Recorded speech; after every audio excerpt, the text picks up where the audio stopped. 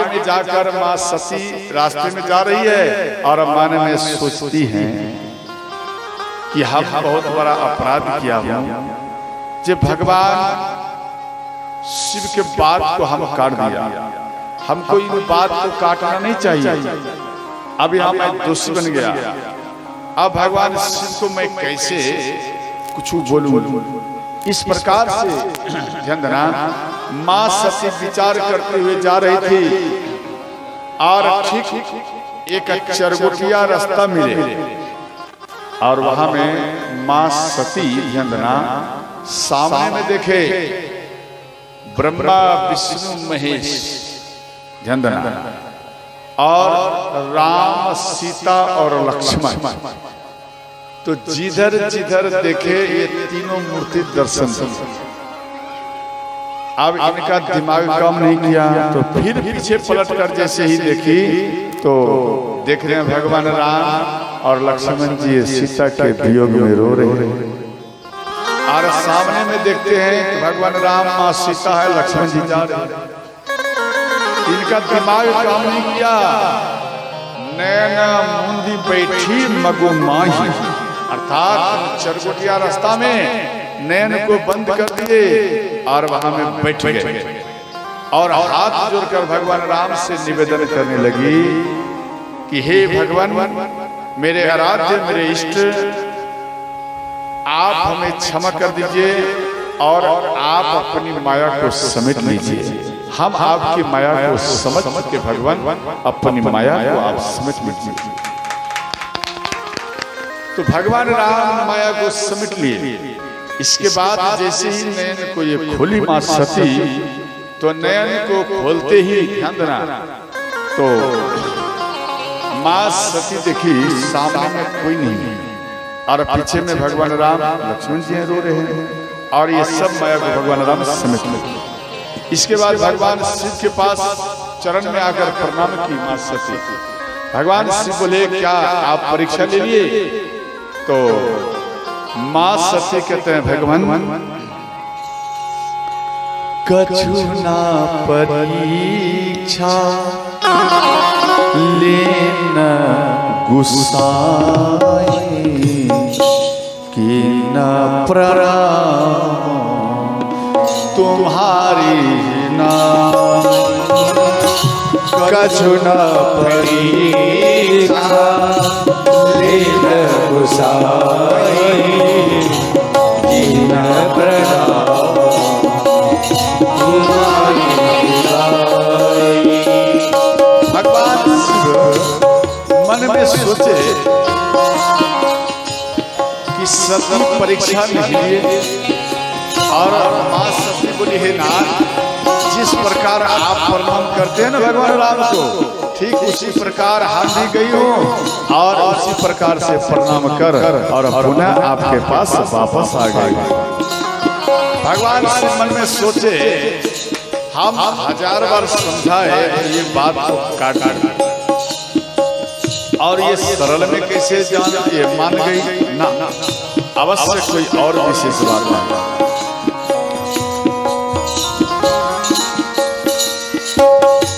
तब शंकर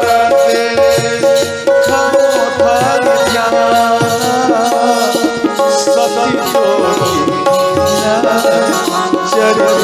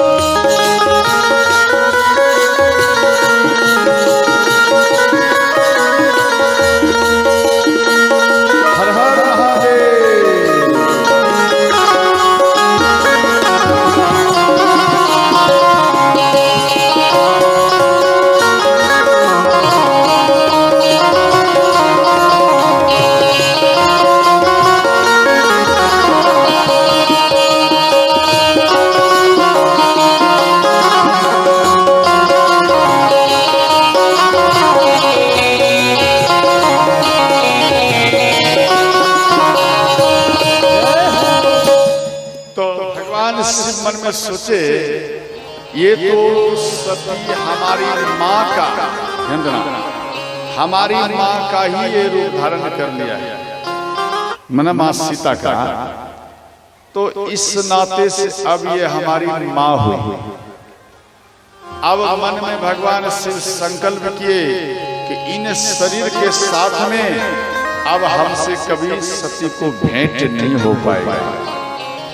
ये मन में संकल्प किए, ये बात देवता लोग जान गए और ऊपर से फूल वृष्टि करने लगे भगवान शिव के ऊपर और कहते हैं भोलेनाथ आपकी जय हो, आपकी जय हो, और फूल वृष्टि करने लगे।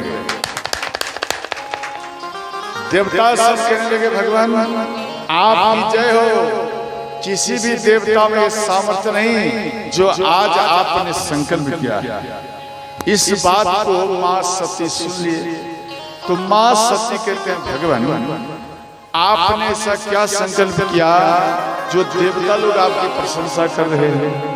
ध्यान से समझना, आपने ऐसा कौन सा मन में संकल्प किया जो देवता लोग आपका प्रशंसा कर रहे हैं और फूल वृष्टि भी कर रहे हैं। तो भगवान बोले सती अब चलो, काफी विलंब हो चुका है। तो माँ सती ध्यान देना इनको लेकर कैलाश में आए। जिसको पत्नी का बिछुड़ने का वियोग आता ना, ध्यान देना, तो दो प्रकार का व्यक्ति होता है। एक तो लड़ाई करता और दूसरा वो समाधि में बैठ जाते हैं, वो भजन कीर्तन करने लगेंगे। वो लड़ाई नहीं करेंगे, वो वियोग में भगवान के चरण में गिर जाएंगे कि हे भगवान, हे हमारे इष्ट, आज मेरे पर इस प्रकार से कष्ट है। तो भगवान का याद करने लगते हैं, गुणगान करने लगते हैं। उसी प्रकार से भगवान शिव भगवान राम का याद करते करते समाधि में आ गए और अंत में माँ सती, बोलो सच्चे दरबार की जय। तो माँ सती भगवान शिव के चरण में डेली प्रणाम करते, परंतु भगवान शिव तो वियोग में रहते हैं, वो भी समाधि में और कुछ बोलते नहीं। तो माँ सती उदास हो गई, रोने लगी, हे प्राणनाथ हम कुछ गलती किया, इतना बड़ा आप सजा मत दीजिए, आप समाधि को तोड़िए। तो भगवान शिव समाधि को नहीं तोड़े। 87,000 वर्ष तक बीत गया और इसके बाद राम राम करते हुए समाधि को तोड़े। ध्यान देना, आप अगर प्रसन्न होकर के आप अगर राम राम जाप करते हुए, ध्यान देना, या शिव शिव जाप करते हुए, या कबीर साहब का याद करते हुए, या रविदास का याद करते हुए, या मुनि बाबा का याद करते हुए आप सो जाएंगे और जैसे ही आप सोकर जगेंगे तो फिर कबीर साहब का याद करते हुए, राम का याद करते हुए, शिव का याद करते हुए, रविदास का याद करते हुए, मुनि बाबा का याद करते हुए आप जैसे ही जगेंगे, याद रखना आपका ये सोना जो आप सो गए ये भी आपका भजन बन जाता है और इसी को ही श्रोताओं समाधि कहा जाता है। ये समझ गए? ये बात आपके रामायण में दिया गया, आपके इस राम पटल में दिया गया। तो अंत में ध्यान देना, तो भगवान शिव जैसे ही समाधि को तोड़े, भगवान शिव के चरण में मां सती दौड़ते हुए आई और चरण में गिर गई और बोले कि हे भोलेनाथ, आप इस प्रकार से अगर समाधि लगाएंगे तो फिर हमारा क्या होगा? आप हमारे ऊपर तो कुछ कृपा करिए, आपकी मैं पत्नी हूँ। तो अंत में भगवान शिव मन में सोचे इनका भाट ठीक लग रहा है, चलो मैं इसे राम कथा सुना।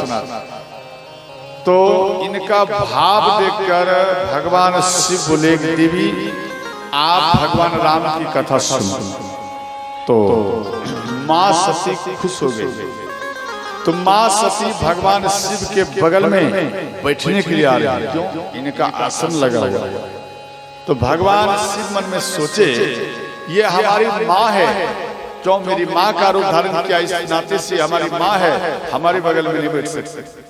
तो अंत में वो आसन उठाकर वो सामने में रखे। गोस्वामी जी लिखे सन्मुख शंकर आसन दिन दिन, हाँ सामने में दिए। तो माँ सती मन में सोची शायद भगवान शिव का कुछ इच्छा होगा जो हमें सामने रखे। चलो कोई बात नहीं। तो अंत में ध्यान देना, माँ सती यहाँ बैठे और बैठने के बाद भगवान शिव कथा कहने लगे। ध्यान देना, अब जैसे ही कथा कहने लगे कहना हरि कथा रसला,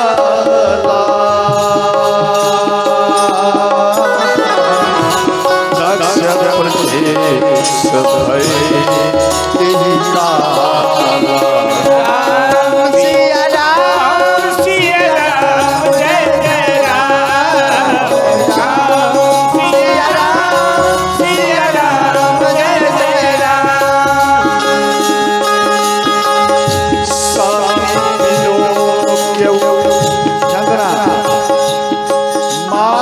सती कथा में बैठी है और ऊपर में देवता लोग जा रहे हैं।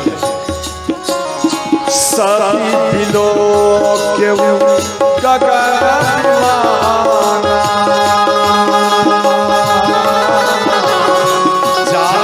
चले सुंदर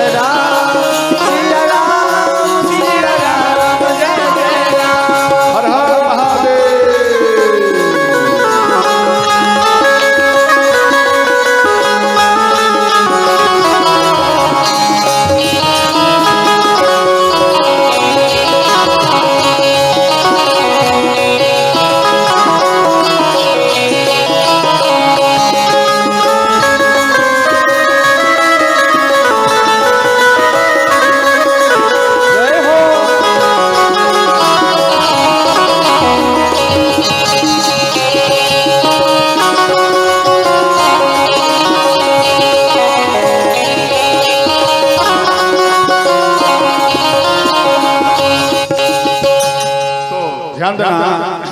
इधर भगवान शिव मां सती को कथा सुना रहे हैं और उसी समय में ध्यान देना तो देवता सब विमान में बैठकर जा रहे थे। तो मां सती बार बार कथा को छोड़कर वो बार बार देखते रहे कि सब देवता कहाँ जा रहे हैं। मां सती बोली कि भगवान ये सब देवता कहाँ जा रहे हैं। भगवान शिव बोले देवी कथा सुनते क्रम में इधर उधर दृष्टि नहीं रखना चाहिए। ध्यान देना, मानो इस जगह में भगवान राम का कथा हो रहा है, समझ गए, या शिव का कथा हो रहा है, या कबीर साहब का कथा हो रहा है, या रविदास का कथा हो रहा है। ध्यान देना, चाहे नहीं बाबा का ही कथा क्यों नहीं हो रहा है। तो इन पंडाल के अंदर में आपको दृष्टि रखना पड़ेगा, यानी व्यास के ऊपर। और अगर कबीर साहब इस पंडाल के बाहर में आ जाए कि आओ मेरा दर्शन करो, ध्यान देना, अगर राम भी इस पंडाल के बगल में आ जाए, शिव भी आ जाए और आपको आवाज लगा आ जाओ मेरा दर्शन करो, हम चले जाओ। ध्यान देना, वेद व्यास जी लिखे हैं अगर ऐसा हो समय, ध्यान देना, फिर भी भूल से भी कथा छोड़कर इधर उधर जाना नहीं चाहिए। अरे आप भगवान का दर्शन करने के लिए जाओगे, आप मत जाइए, आप कथा सुनिए। वंदना, जिस जगह में भगवान राम का कथा होता ना, और जो जो सुनता है उसके हृदय में ध्यान देना सदा सदा के ही भगवान विराजमान रहते थे। इसलिए इनको बात मन में बैठाना पड़ेगा और कभी तुलसी इधर उधर दृष्टि नहीं रखना। तो इधर मां सती को ये बात बोली और इसके बाद फिर कथा कहने लगे, फिर इसका बार बार मान जाए। तो मां सती बोली, आप हमें बताइए ये देवता कहाँ जा रहे हैं? तो अंत में भगवान शिव बोले, देवी आपके पिता, ध्यान देना, आपके पिता दक्ष प्रजापति यज्ञ किया, उस यज्ञ का नाम है बृहस्पति यज्ञ, ध्यान देना। और यज्ञ किया है, उस यज्ञ में ये सारा देवता को निमंत्रण दिया, ये सब जा रहे हैं और ये सब जा रहे हैं। इसलिए तो मां सती बोली, मेरे पिता यज्ञ क्या हम भी जाएंगे? किसी के पिता यज्ञ करे तो बेटी थोड़ी ना मानेगी। यहाँ बोले कि हम भी जाएंगे, मेरे पिता यज्ञ क्या? तो भगवान शिव बोले, देवी हमको निमंत्रण कार्ड नहीं मिला है और इसलिए जाना अपराध है। भगवान मां सती बोली कि हे भोलेनाथ, शायद मेरे पिता भूल चुके होंगे, कार्ड देने के लिए, निमंत्रण देने के लिए वो भूल चुके होंगे, इस कारण से हमको नहीं मिला, इसलिए हम जाऊंगा। तो भगवान शिव बोले, देखो बिना निमंत्रण कार्ड का नहीं जाना चाहिए, ठीक नहीं होता। तो मां सती बोली कि हे नाथ, वेद पुराण संत कहते हैं पिता के पास, गुरु के पास और मित्र के पास बिना निमंत्रण का और बिना बुलाए हुए जाना चाहिए। भगवान शिव बोले, आप बिल्कुल देवी ठीक बोले, जाना वहां चाहिए जहां में अपमान ना होती हो। भगवान शिव बोले, आप जाइए, मना नहीं, लेकिन उस जगह जाना चाहिए जहां अपमान ना हो। तो यहाँ फिर भी सती हट की।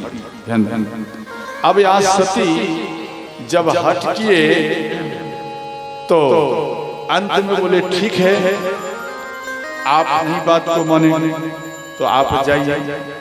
तो नंदी को बुलाए, नंदी आप एक काम करो, सती का जितना वस्त्र है आप इन सभी वस्त्रों को इनको लपेट लो और सती जा रही है, आप इनको लेकर जाओ इन सब वस्त्रों को। तो नंदी बोले, भगवान मां सती के वस्त्रों को आप क्यों ऐसा बोले जे आप ले जाइए? तो भगवान शिव बोले, ध्यान देना, भगवान शिव बोले, देवी नंदी इसको इसलिए बोल रहा हूं कि सती का वस्त्र रहेगा तो मेरे अंदर में वियोग आएगा, इनको बार बार याद आएगा, इसलिए इनके सब कपड़े को ले जाओ। तो नंदी इन सारे कपड़े को लेकर जा रहा।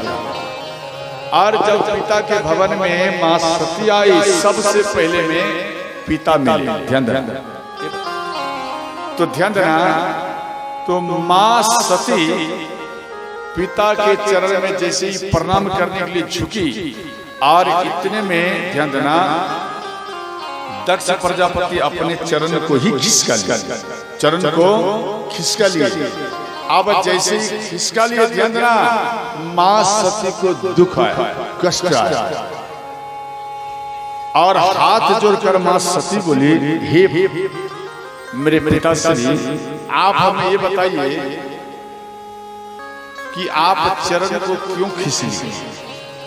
तो दक्ष प्रजापति बोले, जैसा तेरा पति भस्म लगाने वाला, शमशान में रहने वाला और पर्वत पर वास करने वाला, उसी प्रकार का तेरा भी बुद्धि हो गया। तेरे पास ये ज्ञान नहीं, जब निमंत्रण कार्ड नहीं मिला तो कैसे आ गया? तुझे तो आना नहीं चाहिए। 87,000 वर्ष तक मां, ध्यान देना, भगवान शिव के वियोग में रोते रही और जो कष्ट हुआ और आज वो कष्ट, ध्यान देना, इन कष्टों के सामने में कम पड़ रहा है। क्यों? इन जगह में मेरे पति अर्थात भगवान शिव का इन जगह में अपमान हो रहा है। इसलिए मां सती, ध्यान देना, रोने लगी। मां रोने लगी, मां सती, और अपने पिता को बोले, हे पिताश्री, हम सभी बहनों से छोटी हूं और आप सब बहन से ज्यादा हमसे प्रेम करते थे, और आज आपको क्या हो गया जो आप इस प्रकार से आप हमारे ऊपर नाराज हैं। भगवान शिव मां सती को बोले थे कि देवी, एक बार ब्रह्मा जी की सभा में सब देवता बैठे हैं और आपके पिता पधारे और सब कोई आपके पिता को देखकर खड़े हुए, परंतु ध्यान देना, आपके पिता को देखकर सब कोई खड़े हुए और हम खड़े नहीं हुए। ध्यान देना, तो इसलिए आपके पिता हमसे नाराज हो गए और आपके पिता बोले कि देवता के नाते अगर खड़ा नहीं हुए तो कोई बात नहीं, कम से कम आप मेरा दामाद हैं और मैं आपका ससुर हूं, इस नाते भी तो मेरा सम्मान करना चाहिए। आपने सम्मान नहीं किया, इसलिए दक्ष प्रजापति को क्रोध आया। देखो, भगवान शिव इसलिए खड़े नहीं हुए क्योंकि भगवान शिव राम राम रट रहे थे और राम राम में ही ये मस्त थे भगवान शिव, और इस कारण से भगवान शिव खड़े नहीं हुए और इनको समाधि कहा जाता है। तो जब सब कोई मिलकर दक्ष प्रजापति का जयकारा लगाए, फिर ये होश में आए भगवान शिव, और जब होश में आए तो फिर सब बैठ गए। तो और यहाँ ये अपमान मन में सोचे, तो मां सती को कष्ट आया अपने पति का विरोध सुनकर। ध्यान देना, पति पत्नी में चाहे कितना भी विरोध हो, लड़ाई हो, झगड़ा हो, परंतु उन माता को जरा पूछना, उन पिता को पूछना, क्या आप अपनी पत्नी से क्या प्रेम नहीं करते? एक बार पूछना, क्या आप अपने पति से प्रेम नहीं करती हो? एक बार पूछना। वो ऊपर से दिखावा बोल सकते, परंतु हृदय से कभी ऐसा बात बोल ही नहीं सकते। इसलिए प्रेम रहता, प्रेम टूटता नहीं है। तो अंत में ध्यान देना, इतने में मां सती अपनी बेटी को देख रही और रो रही है सती मां। तो मां प्रसूति इनके हाथ को पकड़कर, सती की मां प्रसूति ये हाथ पकड़कर सती के अपना महल में लाए और कहने लगे, बेटी आप मत रो, आपके पिता को मैं समझाऊंगा। तो मां सती बोली, मां हम 87,000 वर्ष तक अपने पति का इंतजार किए, एक बार भी इस बीच में बातचीत नहीं हुआ और हमें कष्ट हुआ, परंतु वो कष्ट आज के कष्ट के सामने में, ध्यान देना, वो 87,000 वर्ष तक जो हम कष्ट में रहा, पीड़ा में रहा, और आज इन पीड़ा में, यानी इस पीड़ा में जो मेरे पति का अपमान हुआ, उन पीड़ा से ज्यादा हमें ये पीड़ा महसूस हुआ। इसलिए मां, आपकी बेटी सती का अंतिम परिणाम है। मेरे पिता के ये शरीर है, इसलिए मेरे पिता मेरे ऊपर ज्यादा कर्कश करते हैं। आज ये शरीर को ही नष्ट कर दो। तो मां सती अपनी मां प्रसूति के चरण में प्रणाम की और अंत में प्रणाम कर, ध्यान देना, वो झुक गए। जैसे ही प्रणाम करके झुक गए तो यहाँ ध्यान देना, मां सती रोने लगी, मां प्रसूति रोने लगी, और अंत में ध्यान देना, श्री माँ प्रसूति अपने बेटे को सीने में लगा और इसके बाद माँ सती यज्ञ स्थल में आया। यज्ञ में जैसे ही आए यहाँ देख लिया कि सबके लिए व्यवस्था है बैठने का, परंतु मेरे पति शिव का कोई आसन नहीं है। तो वहां पर सभी देवता जो आए थे सबको बोले, हे देवताओं, जिस यज्ञ में भगवान शिव का विरोध हो रहा है, ध्यान देना, यहाँ कह रहे हैं मां सती कि जिन यज्ञ में भगवान शिव का विरोध हो रहा है उन जगह में रहना नहीं चाहिए, और आप इस जगह हैं और मानो कोई भगवान शिव का या कबीर साहब का या राम का या बिनी बाबा का या शिव जी का, ध्यान देना, या रविदास का या निरंकारी का या आनंद मार्गी का, ध्यान देना, मानो कोई निंदा करता है। अगर आपके अंदर में पावर है तो उनका जी घींच कर काट डालो।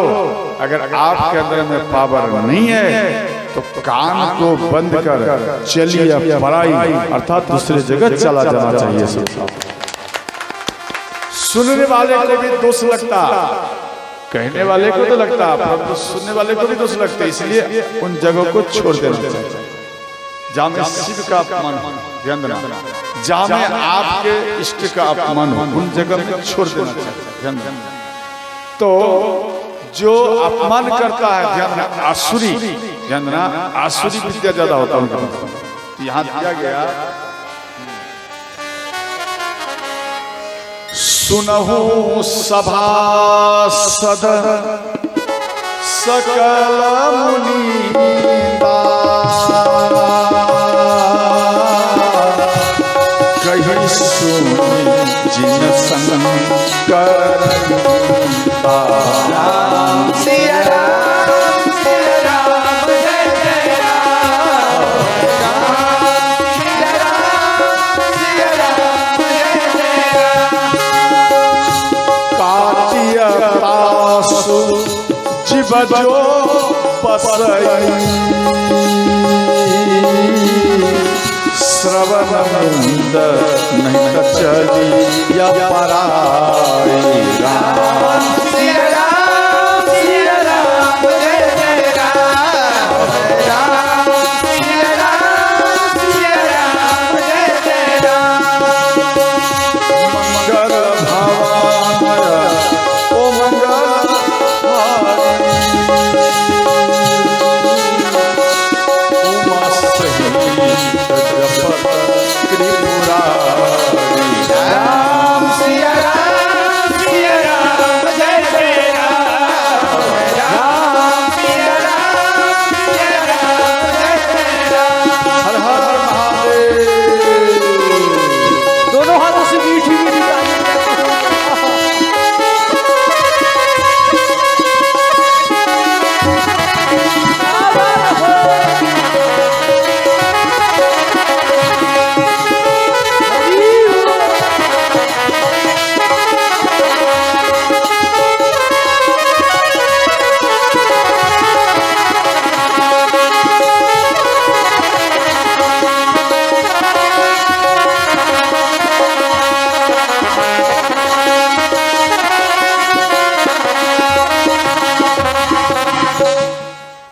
तो अंत में ध्यान देना, तो कहते हैं हे देवताओं, यहाँ पर भगवान शिव का अपमान हो रहा है, अब आपको भगवान शिव नहीं छोड़े, सब देवताओं को दंड देंगे। इस बात को सुनकर सब देवता घबराए और एक हवन कुंड बनाया। हवन कुंड में जब होता तो उन हवन कुंड में अग्नि प्रज्वलित नहीं हुए थे, ये प्रथम कल्प की कथा है। तो मां सती उन कुंड में छलांग मारी और कुंड में खड़ी हैं। तो मां सती मन में सोची कि अब हम अपना शरीर को जलाकर भस्म कर देंगे, परंतु हम बहुत बड़ा गलती किया। जब भगवान राम को हम समझ नहीं पाए, पहचान नहीं पाए कि हमारे इष्ट हैं या नहीं है। आज उसी के कारण आज हमें इतना संकट आया है, कष्ट आया है। तो ध्यान देना, तो वही मां सती देखो, पति के बात को काट कर आप जाएंगे नहरा, और उधर से आप अपनी माँ पिता, ध्यान देना, इनके बात काट कर अगर आप ससुराल आएंगे, दोनों का बात रखना पड़ेगा। अगर आप काट के आएंगे तो एक दिन ऐसा समय होगा कि ना उधर का दरवाजा खुला रहेगा ना इधर का दरवाजा खुला रहेगा, इसलिए दोनों दरवाजा बंद हो जाएगा और बीच में एक ही मार्ग बचेगा, जो आज मां सती के साथ घटने के लिए जा रही है। इसलिए ध्यान देना, आप ससुराल वाले का भी मान रखना पड़ेगा और नहरा वाले का भी रखना पड़ेगा। तो यहाँ मां सती यहाँ दोनों में फेंका गया, ससुराल में भी फेल कर गई और नहरा में भी फेल कर गई। तो ध्यान देना, तो अंत में ये भगवान राम के शरण में मां सती आई। भगवान राम को याद किए कि हे भगवान, आप मेरे ऊपर कृपा करिए, आप हमें दर्शन दीजिए। मां सती भगवान राम को याद करती है। सती मरत हरि सबर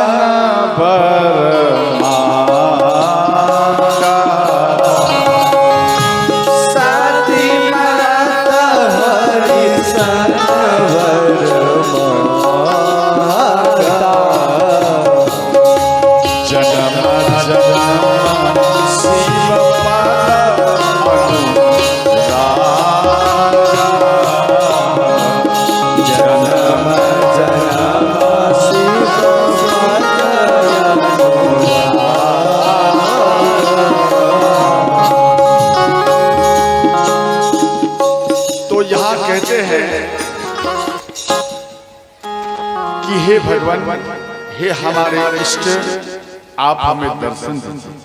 तो भगवान राम मां सती के इन बात को सुनकर तुरंत दर्शन दिए, प्रकट हुए और भगवान राम हाथ जोड़ लिए मां सती को कि हे माता, इस बेटा के लिए क्या आदेश है? तो मां सती बोली, भगवान आदेश नहीं है, आपसे निवेदन है। मां सती कहती, भगवान आज आदेश नहीं है, आज आपसे निवेदन है, और आज कुछ गलती किया और आपको नहीं पहचान पाए और इसका दंड हमें मिल रहा है। और हे भगवान, आज मेरे पिता और मेरे पति, मेरे पति अर्थात अपने पति का हम बात काट रहे हैं और इधर मेरे पिता हमको डांट दिया, हमारे पति का अपमान किया। अब इस शरीर को जीवित नहीं रखूंगा, ये मेरे पिता का शरीर, इसलिए इसे नष्ट कर दो। और आपसे विशेष निवेदन है भगवान कि आप हमें दोबारा जन्म दे, माना हम दोबारा प्रकट हो। ध्यान देना, मां सती ऐसा मांग क्यों की? इसलिए कि मां सती को इस बात का मालूम है, हवन कुंड में जो व्यक्ति शरीर का त्याग करता है उसको फिर दोबारा इन पृथ्वी में जन्म नहीं होता है, वो मुक्त हो जाते, चाहे स्त्री हो या पुरुष हो। परंतु मां सती का लालसा है, इच्छा है, हम मुक्त होना नहीं चाहती हूँ, हम तो सदा सदा के भगवान शिव के चरण में रहना चाहती हूँ। मां सती के अंदर में ये सोच है। तो अंत में भगवान राम बोले, हे माता, आशीर्वाद है ऐसा ही होगा, जैसे वर्दी भगवान अंतर ध्यान होगा। और इधर मां सती भगवान शिव को याद, ध्यान देना, जब कोई माताएं या पुरुष स्वयं शरीर को त्याग करने लगते हैं, उन समय में ध्यान देना, इन दोनों को वियोग आता है। अगर पति वृद्ध हो गया पत्नी भी विरुद्ध है और मरने के कगार पर अगर पति है तो वो पति अपनी पत्नी को याद करके वो रोते हैं। अगर पत्नी मानो खाट पर लेटी हुई है और अंतिम सांस गिन रही है तो वो उन समय में भी अपने पति को याद करती है कि हे प्राणनाथ, आज मैं आपको छोड़ करके जा रही हूं और जब अगला मेरा जन्म हो तो उन समय में आप ही मेरा पति बनना और मैं ही आपकी दासी बनूं, यही आप हमें आशीर्वाद दीजिए। हर पत्नी का इच्छा होता, हर पति का इच्छा होता है। मां सती अपने भगवान शिव को याद करके रोने लगी और इनका रोदन देख करके सब ध्यान देना, इनके 16 बहन हैं, 16 बहन है मां सती की, और इसलिए ध्यान देना इधर मां सती को देखकर ये 15 बहन हंसती हैं, हंसी उड़ा रही है। इसलिए मां सती इनका भी अंदर में क्रोध, मां सती रो रही है, अपने पति का याद कर, चरण का याद कर और क्षमा मांग, हे प्राणनाथ आप हमें क्षमा कर देना। और अंत में हर हर महादेव कहते हैं, ओम शिवाय, ओम नमः शिवाय जाप करते हुए अपने शरीर में से आत्मा को प्रकट किया।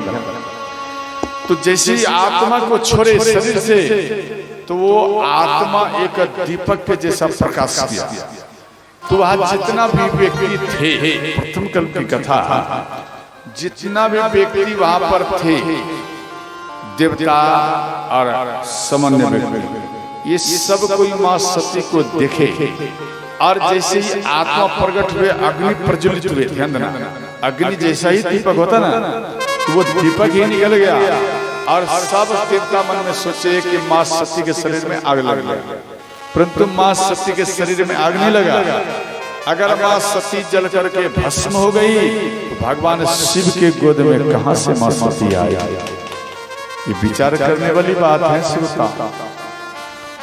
यहाँ पर मां सती जो प्राण को छोड़ दिए शरीर से, तो मां सती उसी हवन कुंड में ऊपर में बगल में लुढ़क गई और इनका प्रकाश देखा। ध्यान देना, आत्मा का प्रकाश देखकर हाहाकार मच गया, जे मां सती अब जलकर भस्म हो गई।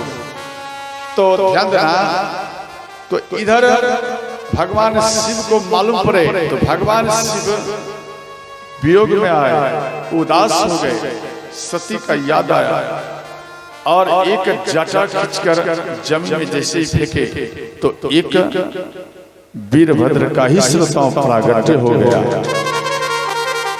और वीरभद्र बोले, हे पिताश्री मेरे लिए क्या ज्ञान। शिव के जैसा ही बलशाली थे। तो भगवान शिव बोले, वीरभद्र दक्ष प्रजापति यज्ञ आप जाओ, इनके यज्ञ को नष्ट करो। अगर दक्ष प्रजापति भी आ जाए तो आप उस कुंड में उनका मस्तक काट कर उनको भी स्वाह कर दो। तो वीरभद्र क्रोध में ये दक्ष प्रजापति के यज्ञ में आए और हाहाकार की ध्यान, और यहाँ पर सब सैनिकों को मारना प्रारंभ किया। तो इस बीच में दक्ष प्रजापति भी आए और इनके भी मस्तक को काटकर अग्नि में श्रोताओं स्वाहा कर दिया।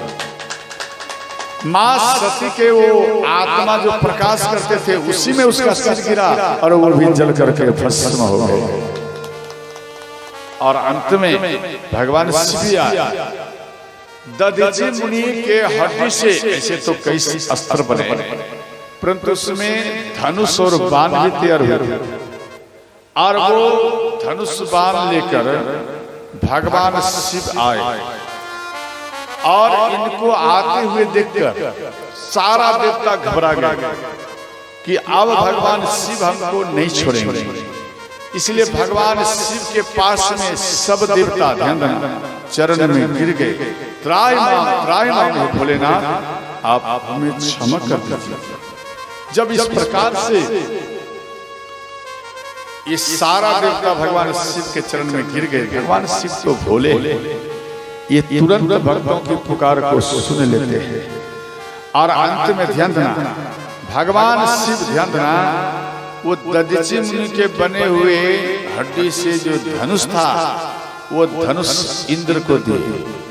और इंद्र भगवान जब इधर जनक महाराज भगवान शिव का याद किए, तपस्या किए, तो इंद्र भगवान शिव को धनुष दिए और भगवान शिव का धनुष जनक महाराज को दिए।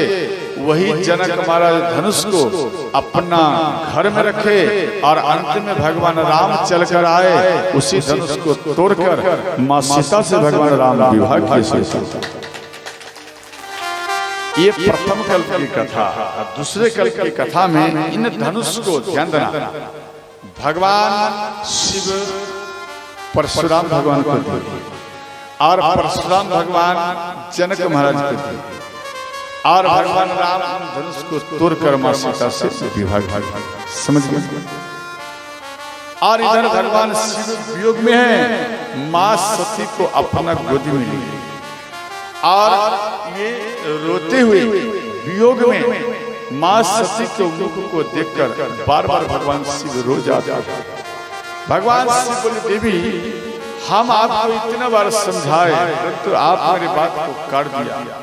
अगर आप मेरी बात को समझ लेते तो आज आपका ये आपको प्राण आज त्याग नहीं होता।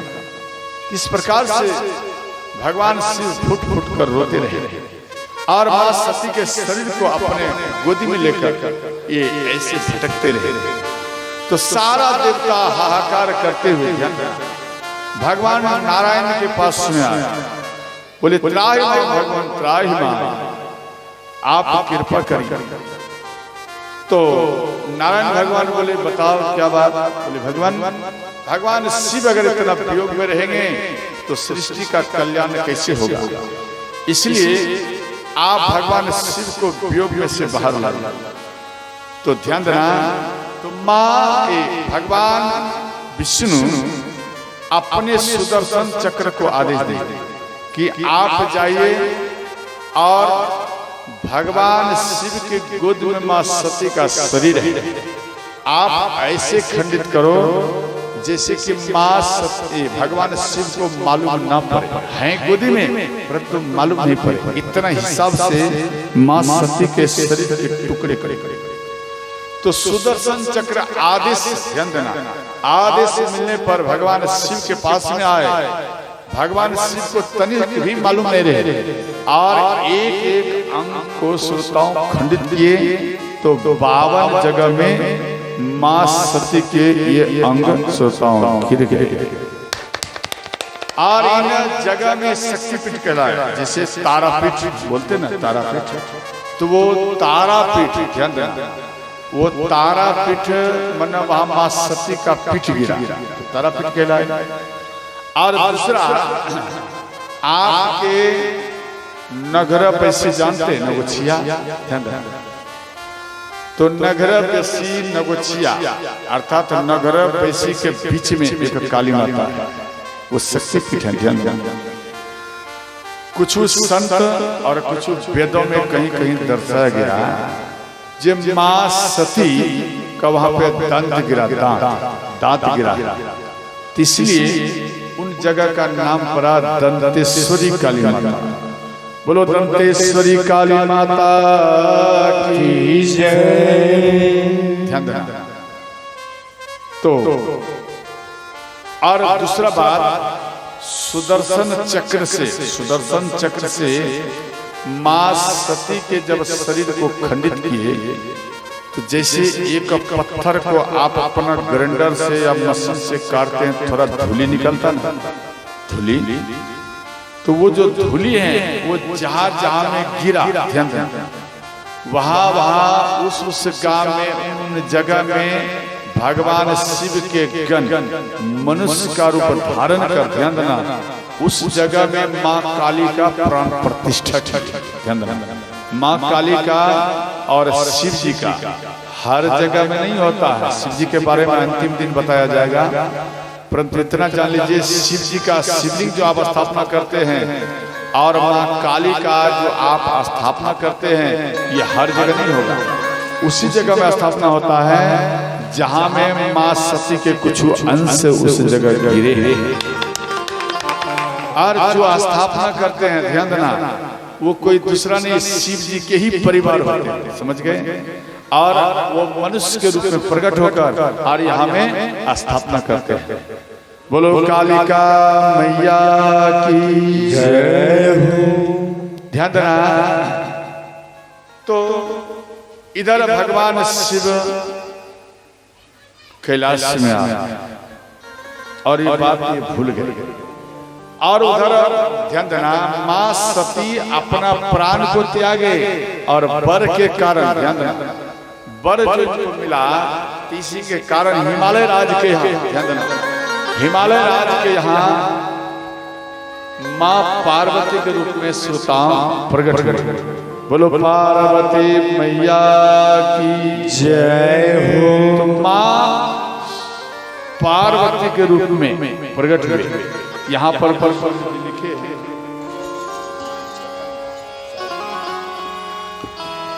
तेहि कारण हिमि गिरि गृह जाई, जननी पार्वती तपाई। सिया राम जय जय राम,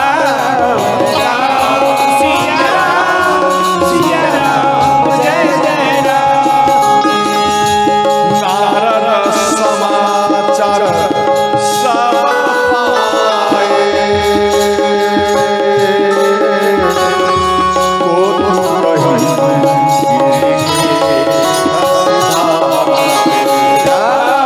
सिया राम जय जय राम,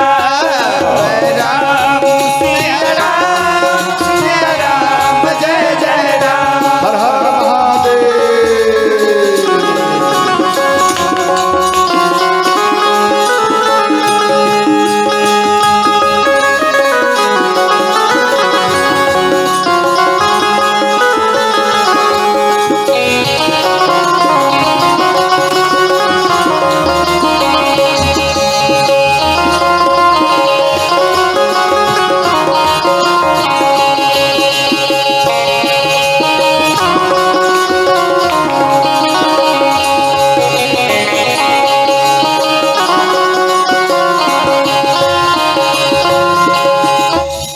ध्यान देना, तो इधर माँ पार्वती जैसी प्रकट हुए, ये बात साधु संतों को मालूम पड़ी।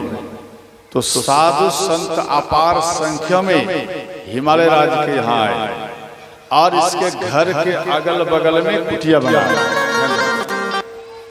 तो कुटिया क्यों बनाया? इसलिए कि अभी माँ पार्वती हैं, तो इन समय में दर्शन कर लूंगा, और जब भगवान शिव से इनका विवाह हो जाएगा तो दर्शन भी श्रोताओं दुर्लभ ही हो जाएगा।